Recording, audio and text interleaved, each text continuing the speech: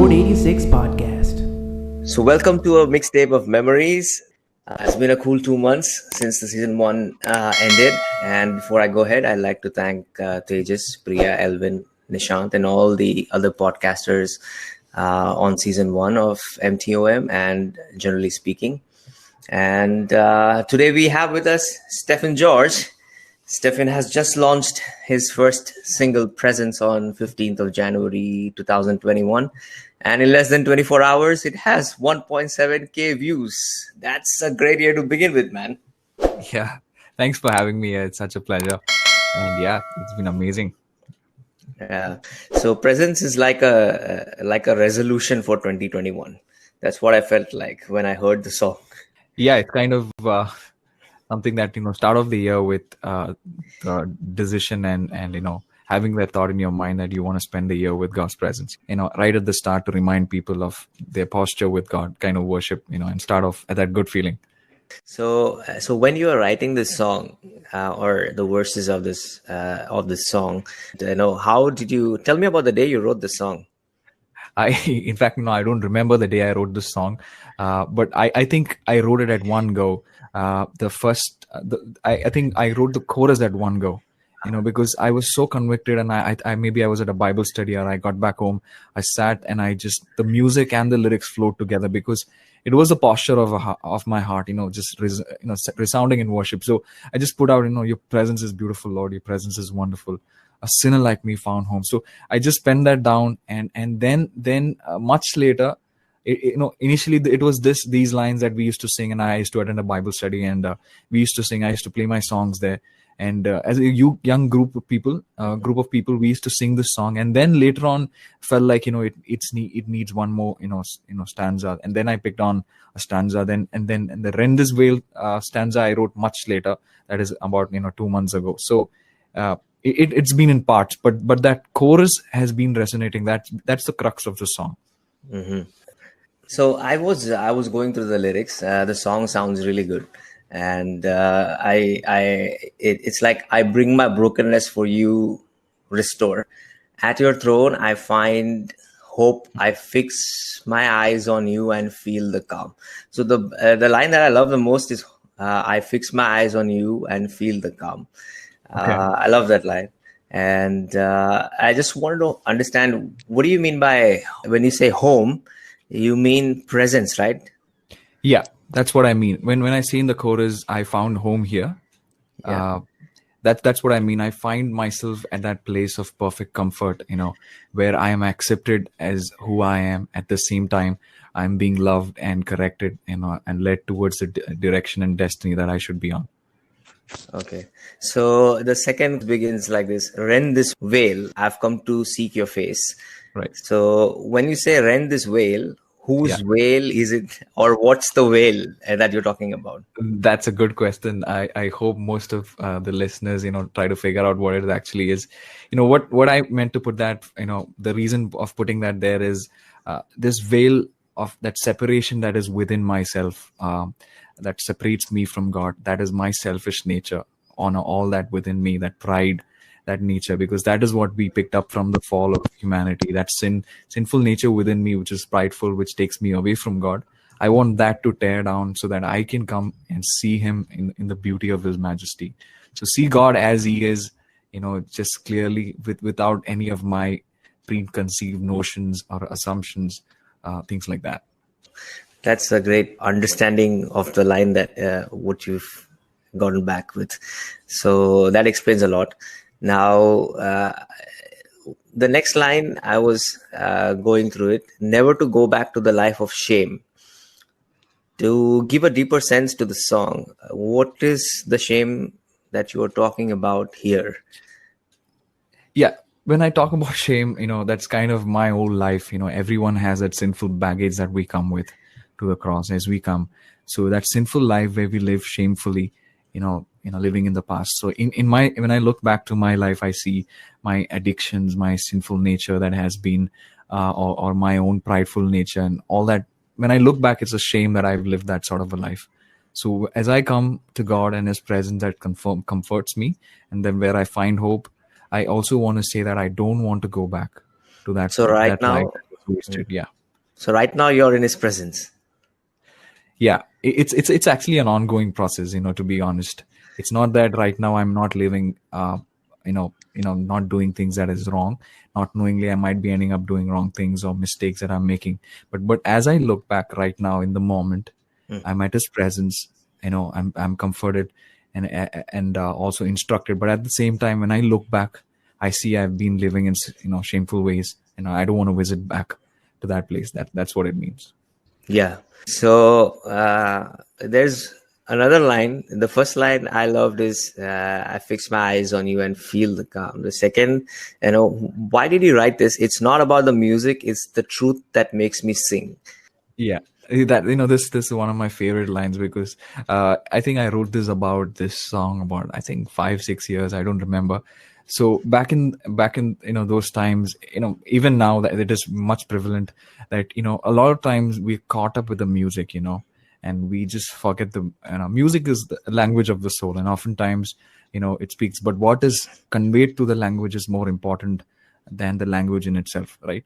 So so music is beautiful, multiple genres and things like that. So, but then a lot of times we get caught up in the music and we just miss the truth out there. So for me, as a posture of worship, for me, the truth resonates more within me to sing about through the music, rather than the music playing the first role, and then I'll tell the truth. So it's the other way. The truth is what convicted me. Truth is what is that's motivating me, and that then I pick up and communicate to the language of music. Great. Have you written more stuff like this? Yeah, I have a bunch of songs. I think about 9 to 10 songs, which are actually kind of ready, just waiting to go forward. Maybe go forward in a way of doing album or maybe doing singles. Yeah. Cool, man. So if you were to tell me that out of the 9 to 10 songs, you have one song that you really like, which would that be other than Presence? They're kind of all the same to me in terms of liking, but the one that comes out of my mind right now is the song called Naked He Comes, Naked He Goes. It's like something that I picked up from a book that I was studying back, maybe 8 years ago. And it's like how a man is born naked and he goes naked. All that he amasses in his life, he has to leave behind. So when it comes to the reality of after death, it's the question of his soul. So, that song just comes up and that just stands out. Right. The title of the song is interesting, and it's funny. It's not funny. It's interesting because I've not heard a title like that before. Right. I just wonder, if people will allow to be played in, what do you say, traditional Christian churches. Right. That's the only question that came to my mind. Other than that, it's a normal thing. It's a normal word, but people take it out of context many times. Right. That's right. So, yeah. So during this entire podcast, you used the word posture a few times. Right. And what do you mean by posture with God when you're saying the posture with God needs to be correct? The attitude, the way that you're looking up to God. The way your heart is situated, the outlook of your heart. That is what I meant through that. And a lot of times that is not right. We come to God with a baggage, and that baggage is often involved with self-pride and pride about things. And we come to God and we ask for an explanation from God, demanding that, and making him a creation, and we trying to assume as being creators. And that's the kind of pride that we come to God, and a lot more things. So when we come to worship, when we come to realization of who God is, the posture needs to be that he's the one who created me, and I am, I need to seek what he wants out of me. So that's an example of what I meant by posture of a heart. So you're saying the state of mind needs to be humble. Is that the right way to say it? And that it needs to be humble is one of the examples that I could, give. I hope that makes sense. I hope I hope so. I hope so because I understand a bit, but the word posture means completely different. It's like if you are doing a certain kind of exercise, you have posture. You got it right. So if you take it in the literal sense, it's like, do you need to come to God with a certain posture, with your leg to the right and hand to the left? So Got it. Yeah, that's what I try to derive from it. That the perspective, posture creates that image of perspective, how your heart is inclined towards God. So that needs to be right. That needs to be in the right attitude. When you come to worship, you cannot worship God by demanding things and then at the same time call it worship. That cannot be happening at the time. So to worship and automatically coming within you, you need to have a humble state of mind. So that's what it means. So the inclination of your heart and the perspective towards God and the reality, the truth that is around, needs to be right for worship to flow out of you. That's what I meant. Okay, so the next thing that you're gonna do is you have this 9 and 10 songs that's there with you, and you're gonna be releasing it. So hey, have you recorded them, or you're in the process of recording them, or will you be releasing it this year? Do you have a plan to release it in phases, or how is it gonna be? Like you said, singles on or albums. Right. So it's not decided, or how is it like? I need to talk to a producer because all of the arrangement and the music, though it is to be done the way I like and the kind of taste that I have. Still, I need a producer who actually would understand that mindset and do it. So, a lot of things I'm in the learning process. So, want to know, but for nowadays the trend is singles out, and a lot of focus is on the singles. Putting an album and songs might get missed out in that process because that is not in the trend. So I'm kind of learning in that process, and I wish to put as many as possible this year because I want to have a fresh slate to start writing new songs more. And kind of these songs are keeping me engaged and from going ahead. And I want to just get done, just put this out. And because these are songs that I've written many years ago. So, and I have been playing them around. So, so that's what. So what I desire is, maybe put every 2 months a single out, and 2 to 3 months. 2 months is short. 2 months are short. I mean, I think 3 months would do.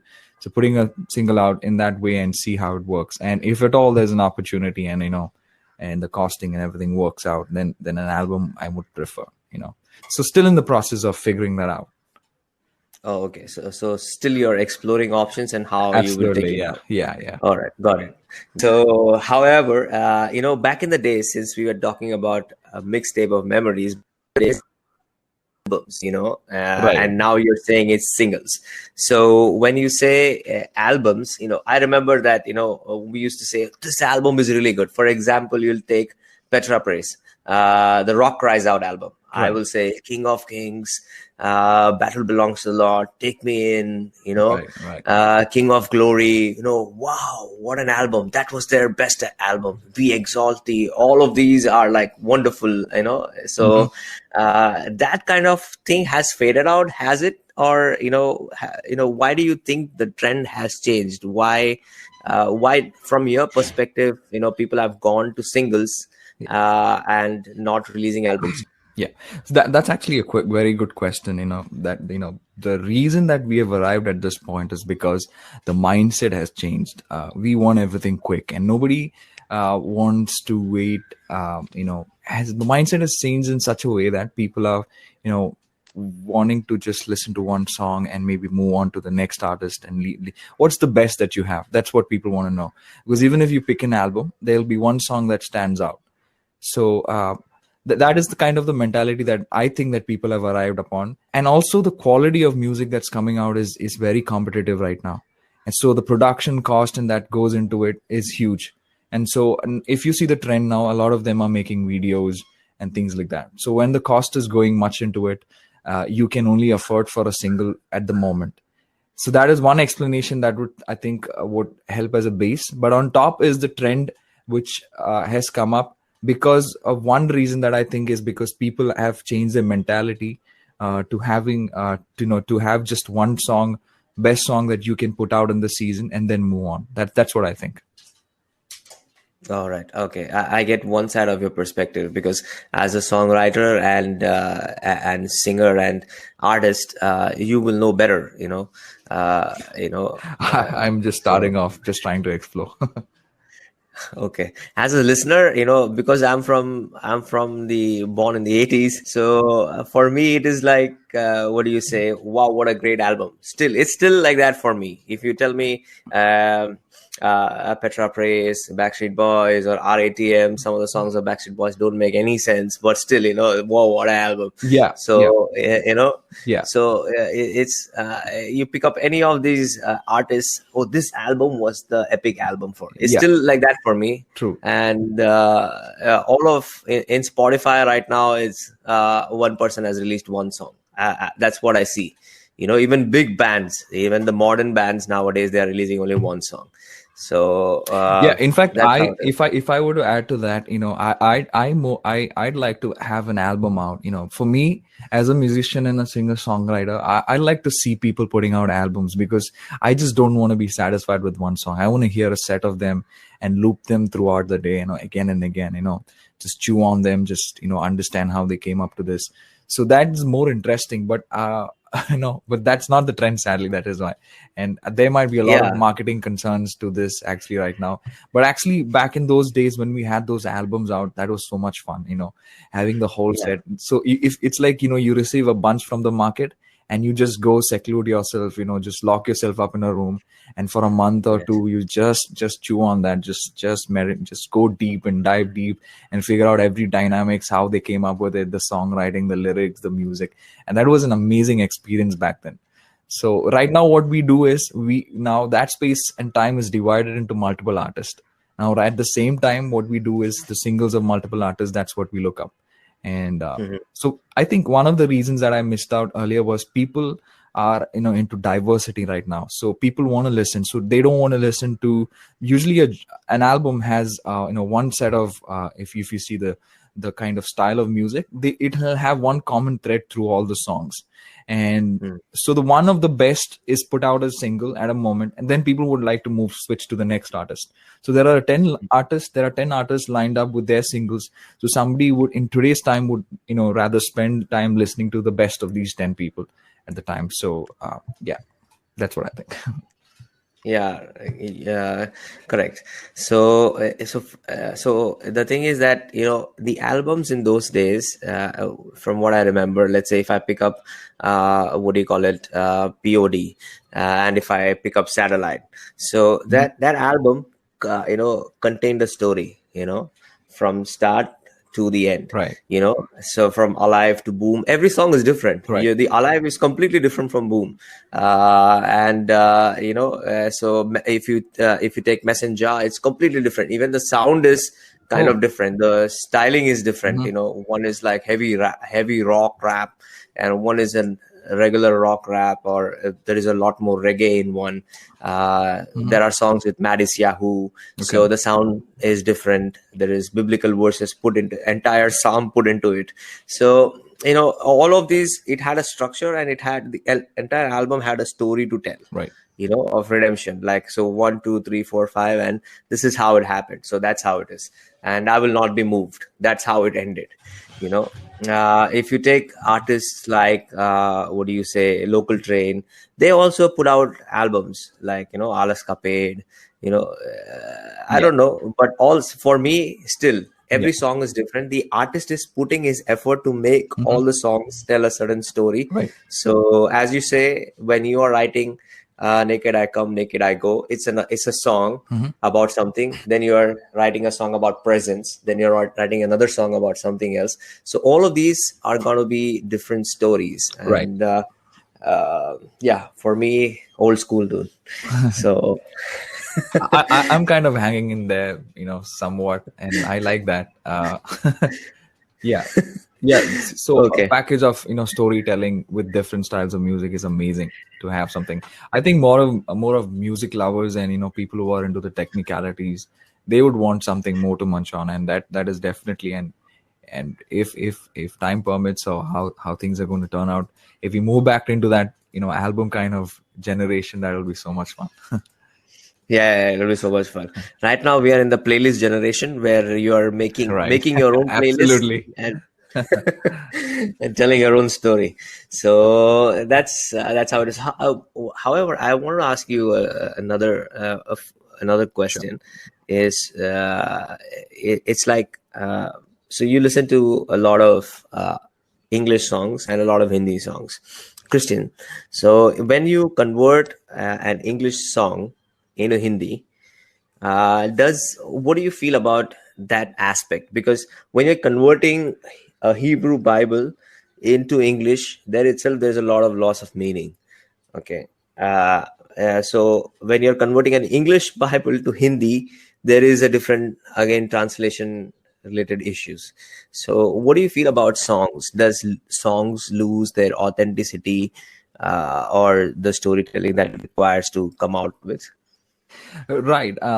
I cannot comment much on that, but as much as I've tried and I've tried to break down of songs that people have actually done, a lot of times what when you communicate something in one language, it has its own style and connotations that are used.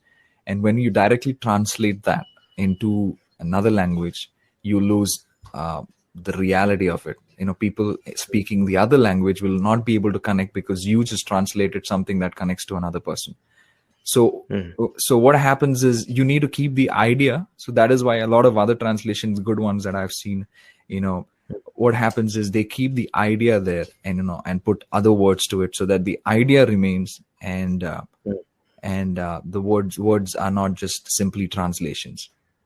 So Right. there's a challenge there involved, but it takes real skill to actually put it, make people reimagine that in our culture and our time. For example, an Englishman, for him, a happy summer, summer outdoor fishing would be a great thing. If you put that in Indian terms, summer, we don't want to be out in the hot sun, doing so. Literally translated would not make much sense, right?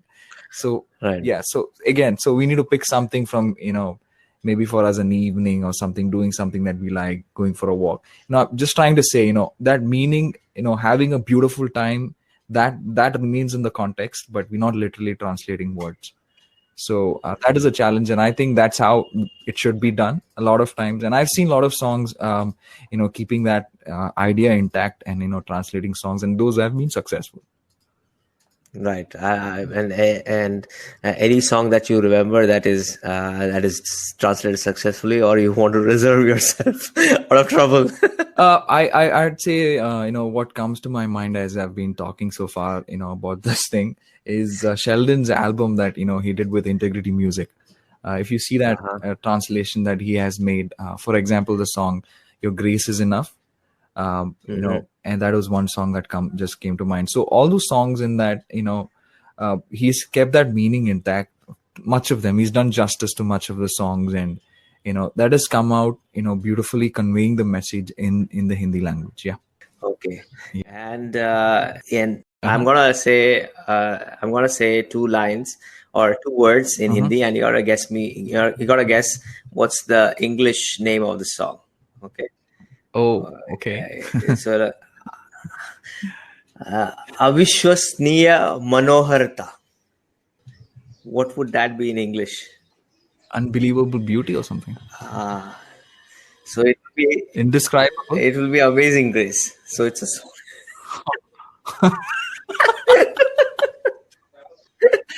Okay. So, You picked the wrong person. I'm really bad at converting from Hindi. But here we go. Here we go. Last one. Okay. मेरा दिल चला जाएगा. Okay. My heart will go on. You got that. Yeah, I got at least one of them. Yeah. Literal translation. मेरा heart चला जाएगा. It will not come back. Good one, man. Good one. All right. What's the last song that you played on Spotify? I think I played John Mayer's song in Neon. Neon. So, what do you say? If you were to reminisce, growing up, all right, since this is about music, what's the song that you've binged the most? I have a lot of songs actually, but if maybe The song "Beautiful One" by Jeremy Camp is something that a lot of times I've heard again and again, and that just caught me up in worship. So it just talks about the beauty of God. So that's one song. And if I were to add one more song to that list, to add to your question, it would be "The Heart of Worship." And you kind of see that influence in the song that I wrote. It's about coming back to the heart of worship. Yeah. Great, man. And if you play a song and it were to take you back to right to the time when you were in school and you were getting beaten up by your dad and mom, if you were a good boy, you were never. So what would that song be? I think it would be "Summer of '69." Summer. It's back in the. Okay. Yeah. Yeah, so everybody's favorite is "Summer of '69." I think it's one of the most synonymous songs. Absolutely. It just floods you with emotions, jam time with friends, just hanging around, football, whatever. Everything comes up, once you play that song. Yeah, everything comes up. So, Summer of '69 used to play in outside in the venues. It was played by DJs. It was converted to Marathi. There is a Manipal version of the song.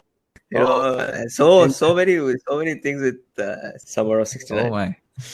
So great memories, yeah. But we were never born in '69. But however, we are singing about Summer of '69 as if it was 1990s or 80s. That is true. And that song is the structure, and it's very catchy, so it just takes back. And a lot of us connect to that song from the 80s, 90s, 2000s. I don't know about the ones born now, but then back then, that bunch of the last 3-4 decades, that song has been resonating. Yeah, true. And when is the first time you picked up the guitar? I picked up the guitar actually much later than after I picked up the keyboard, and I think it was in the year 2009 or 10, and I had already the musical knowledge with the keyboard, so it became easier for me to experiment on the guitar. So I just picked up and just looked at chord charts and just started playing. So what is your favorite instrument out of the both, or you play more instruments? I just play, if I were to put it majorly, percussion, keyboard, and guitar, acoustic guitar. That's what I can manage to play these three of instruments. But if you were to ask me what's my favorite, it somewhere hangs between the keyboard and guitar. Can't finalize on that. So what is the first thing, like when you were writing the song, what's the first instrument that you picked up? This song, I think I was on the guitar. Yeah, you're on the guitar. All right. Yeah. So that was nice knowing, man. And how's life treating you? And what do you do as a normal person other than leading worship? Yeah, I work into project management with a company here in Mumbai, and it's just I'm married to a beautiful wife, Somi, and we're just having a good time around, man, and hanging around with friends in the weekends. Yeah. All right. Cool. So you're enjoying the presence with your beautiful wife and your friends and everybody around.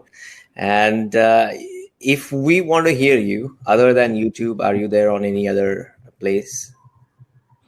Yeah, I just put it on all platforms for distribution. It should be out within a week's time, and you'll be able to hear it on all sorts of platforms, right from Spotify, Amazon Music, iTunes, Hungama, you name it. Yeah. So what should we search for? Just it'll go by the artist name, Stephin George, and you'll find the song. Once you get the artist, then you get the song, or if you search for the song Presence, it should come up. Okay. Great. And what's the meaning of the word Stephin? Stephin is derived from the word Stephen, which comes from from the word called crown. Mm-hmm. So yeah, it's something to do with royal line. Royal. All right, man. And glad to hear your music, and glad to have you on the show. And thank you for being here. Is there anything that you want to say as closing? Thanks for having me here, and it's been such a pleasure to, I think this is the first interview I'm doing post this song, so it's been such a nice time, to actually put out honestly what's in my heart. And if any of these listeners come to hear this song, my request is that as you listen to the song, take a decision that what is the posture of your heart with respect to God, and if you feel convicted that you need to draw closer to God. You must surely make that decision and be caught up in worship, because only being in that relationship with God will bring that beauty and transformation to your heart and mind.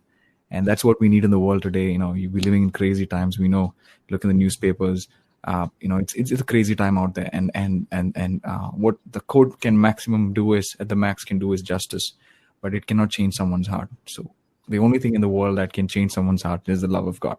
And if through this song you feel that, and if it's connecting to you, take that decision to walk into a relationship with God and into a commitment, and that will change our lives forever. That's it. Thanks for having me here. It's such a pleasure. Thank you, Stephin, for being a part of this podcast, and I hope the listeners will be enriched by by what you have spoken, and will know another side of you.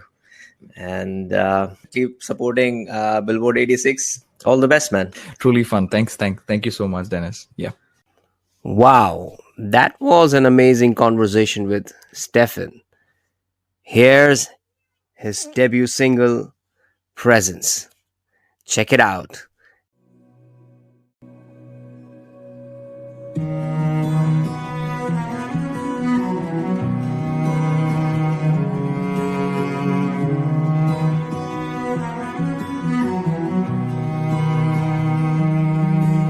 I bring my brokenness for you restored. At your throne I find hope. I fix my eyes on you and feel the calm. Surrender all to you, Lord, lead me home. I bring my brokenness for you restored. At your throne I find hope. I fix my eyes on you and feel the calm. Surrender all to you, Lord, lead me home. Your presence is beautiful. Your presence is wonderful. A sinner like me found home here. Your presence is beautiful. Your presence is wonderful. A sinner like me found home here.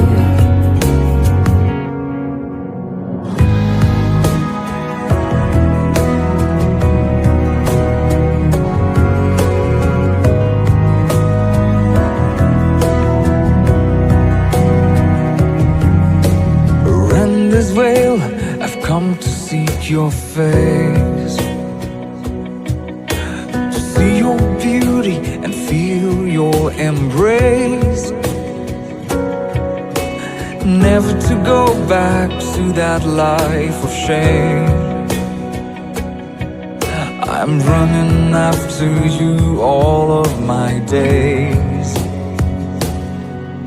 Rend this veil, I've come to seek your face,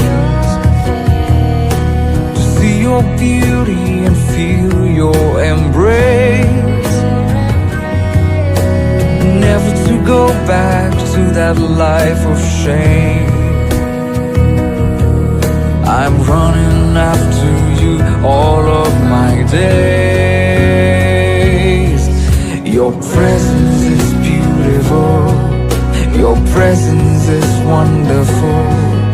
A sinner like me found home here. Your presence is beautiful. Your presence is wonderful. A sinner like me found home here. It's not about the music, It's the truth that makes me sing. No one else in the world would love me like you do. It's not about the music, it's the truth that makes me sing. No one else in the world would love me like you do. Your presence is beautiful, your presence is wonderful. A sinner like me found home here.